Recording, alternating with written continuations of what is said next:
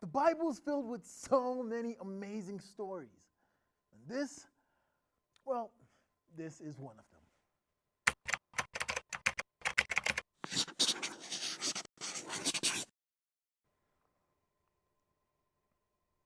So the story goes that there's a lot of excitement in the land of Egypt.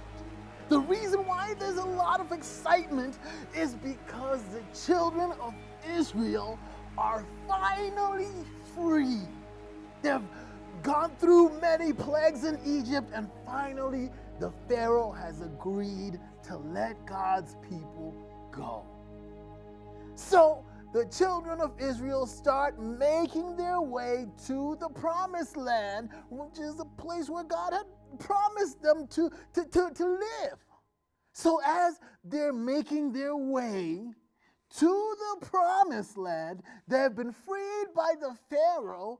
The Pharaoh says, "Psych!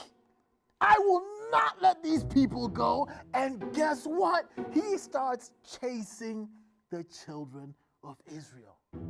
And as the children of Israel are walking in the desert, they are getting close to the Red Sea, and someone looks back and sees a cloud of dust.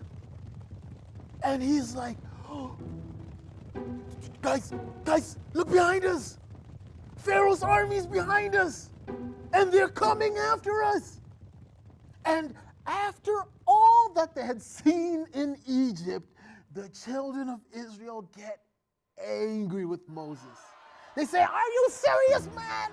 Did you bring us out here to die? Was there no graves in Egypt? Was there no space? So now you're gonna let us die in the desert? Really? I mean, in front of us, we have the sea, so we can't swim across there. Behind us, we're Pharaoh's army, and there's mountains both sides of us. What are we gonna do?" And God says to Moses, he says, "Do not worry. I got you covered." And he tells Moses to stretch his hand with the staff over the sea. And as he does that, the most incredible thing happens. And it's mind-blowing, guys, because all of a sudden the water starts trembling, and the children are looking back there and they're looking forward, and the water starts to separate like this. And they're like, "That's the ground. That's the ground. We can walk across on the floor of the sea." And God separates the water, and there is dry land that the children can start walking on.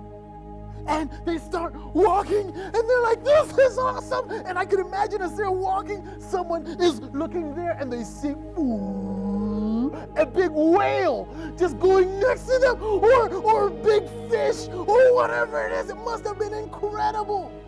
And they're walking across. And behind them, remember, Pharaoh's army is chasing them? I'm sure they're like, "Ooh, the water's split." But Pharaoh says, "Onwards we go. They are not gonna be free." So Pharaoh's army starts riding down their chariots through the ground of the ocean that God had separated. And as they're riding, they're excited. They're like, "Oh, we're gonna get them now." And then they just hear, and as they ride, maybe someone is riding, and a drop of water from the sea goes bloop. It's a whoop. "Pharaoh, do you guys feel a drop of water?" Pharaoh's like, "Ride, keep riding." And suddenly God allows the sea to get back together when the children of Israel have gone to the other side.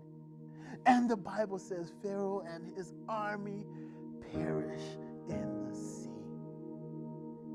And now the children of Israel are finally free.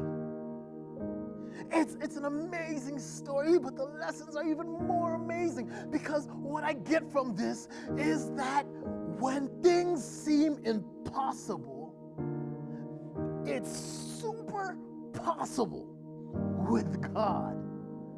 Now, back then they didn't have any planes to fly across the ocean, or they didn't even have a boat. They didn't have a boat at the time to sail across. And the situation seemed impossible because there was no way they could have taken on Pharaoh's army. But when it's impossible with man, it's super possible with God. Now, it's a lesson that I learned and I found to be so amazing, and I hope that you have learned this lesson plus many more from this story. And I hope you have enjoyed the whole series of the story of Moses. For Bible stories, this is Ted.